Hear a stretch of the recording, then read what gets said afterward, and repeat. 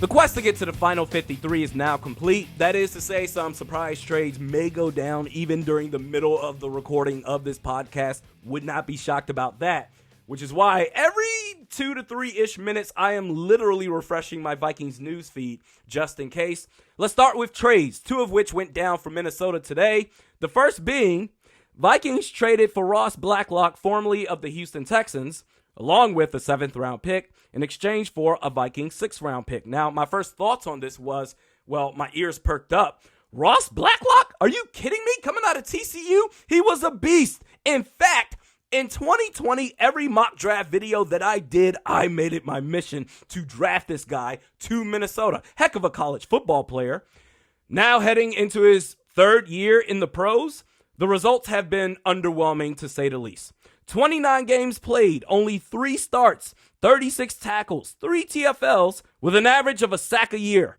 Clearly hasn't lived up to the hype, at least not yet anyway. Now, the move before this move went down, a shocker, Vikings released Armon Watts, who is no doubt a better defensive lineman than Blacklock, but the only benefit in this exchange of players is cap-saving purposes. The second trade that went down today, I told y'all for the last week plus, this dude was as good as gone, Jesse Davis. Ed Ingram won the starting right guard job. Even with the second team, this dude was getting absolutely blasted. Vikings send Jesse Davis to the Pittsburgh Steelers in exchange for a 2025 conditional 7th-round pick. With these moves today, the Vikings gained close to $4 million in cap on top of the nearly $10 million they already had before today. A big move has to be on the horizon, right? Maybe a push to sign Ndamukong Suh in free agency or a potential trade that I'll talk about in just a little bit. But more roster cuts to get down to the final 53. Let's start with the 2021 draft class. In fact, before we do that, let me refresh this page. Anything happening? No. Let's start with the 2021 draft class, shall we? Unfortunately for Rick Spielman, if he decides that he wants to go for another front office position at some point, he's going to have to explain his way out of this. How is it that your 2021 draft picks turn into such a disaster, that is with the exception of Christian Darrisaw and a few others? How? Kellen Mond, 0 progression. Chaz Surratt, has he made any plays in the preseason like ever? Wyatt Davis, bottom of the depth chart. Janarius Robinson, looks like the Incredible Hulk, plays like a mellowed out Bruce Banner. Zach Davison, a tight end who can't catch. Jalen Twyman, a fan favorite but never showed anything. How did this happen?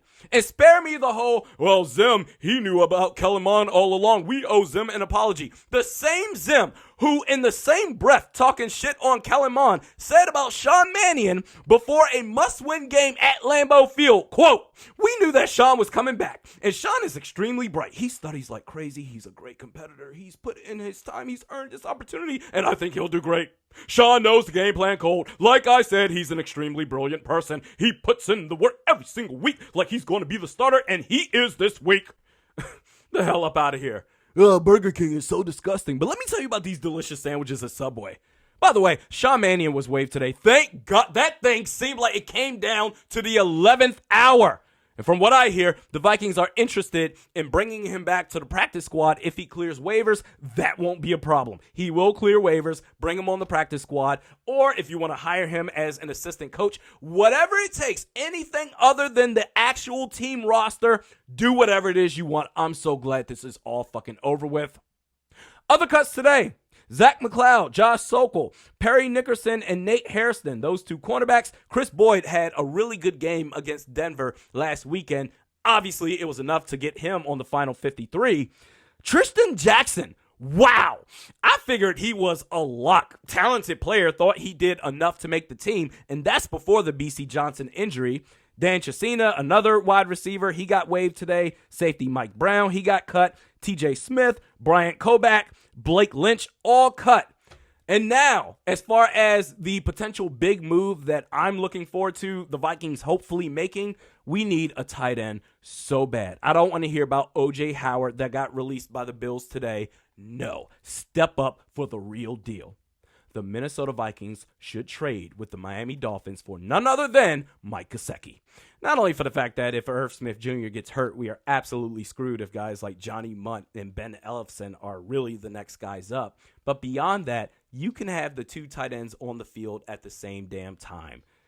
You can go from, let's say, 3 wideouts to then say, okay, KJ Osborne, go ahead and take a seat. We're going to run the 12 with Gesicki, Irv, Thielen, and Jefferson, and it makes me think of the 12 formations that the Patriots ran back in the day with Rob Gronkowski and Aaron Hernandez. It was super elite, and that could be us.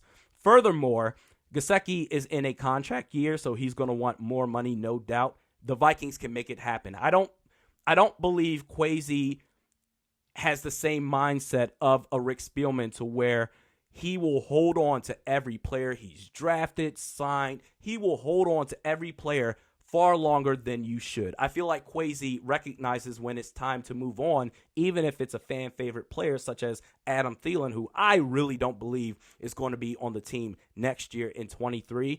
And based off of the position that he plays, also Dalvin Cook, eventually that train is going to stop. So let's say, hypothetically speaking, each team, they get 2 post-June 1st designations.